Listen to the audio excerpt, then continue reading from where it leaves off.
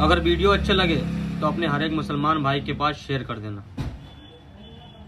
बेटी ने जवानी की दहलीज पर कदम रखा ही था कि बूढ़े बाप का सहारा छीन लिया गया। जब बूढ़े बाप की मैयत को घर से उठाई गई, बूढ़े बाप का जनाजा घर से उठाया गया, तो बेटी ने बाप की चारपाई का पाया पकड़कर कहा, अब्बू तू तो अल्लाह के हवाले हो गया, ये बता कि बेटी को किसके हवाले करके जा रहा है। अब्बा तू तो चला गया, ये बता कि मेरा क्या बनेगा। अब्बा तेरे जाने के बाद कहीं मेरी जवानी खाक में तो नहीं मिल जाएगी। तेरे जाने के बाद मेरे भाई मुझे रोटी देना पसंद करेंगे या नहीं करेंगे, मुझे जूता कपड़ा लेके देना पसंद करेंगे या नहीं करेंगे, पता नहीं मेरे दुख सुख में वो मेरे भाईवाल बनेंगे या नहीं बनेंगे। तो कहीं जमाना मुझे यतीम समझकर धुतकार तो नहीं देगा। भाइयों के होते हुए भी कहीं मैं यतीमों की सी जिंदगी तो नहीं गुजारूंगी। अब्बा तेरे जाने के बाद कहीं मुझे दूसरों के उतरे हुए कपड़े तो नहीं पहनने पड़ेंगे, दूसरों का बचा हुआ खाना तो नहीं खाना पड़ेगा, कहीं मुझे लावारिस समझकर मुझ पर तरह तरह के इल्जामात तो नहीं लगाए जाएंगे। खैर बाप का जनाजा उठ गया।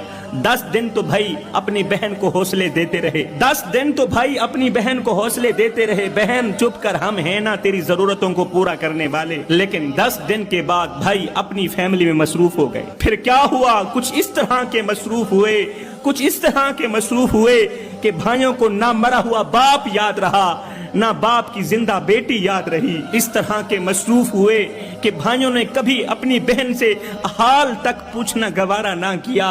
क्या हाल सोना मां दिलदा, कोई महरम राज ना मिलदा, लेखा विच विछोड़े रह गए, रो रो अथरू थोड़े रह गए, एक न मन्नी ओने मेरी, हाथ भी मेरे जोड़े रह गए।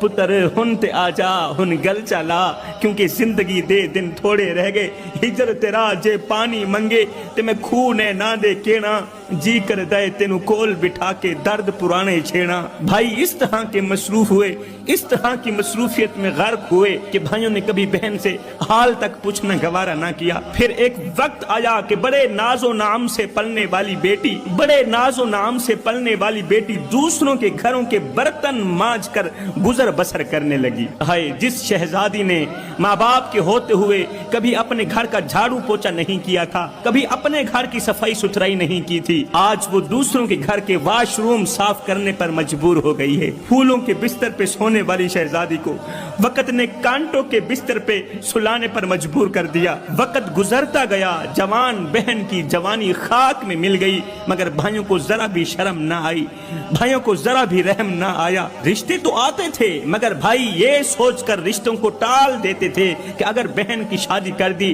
तो बाप की विरासत में से हिस्सा तो देना पड़ेगा, अगर बहन की शादी की फिर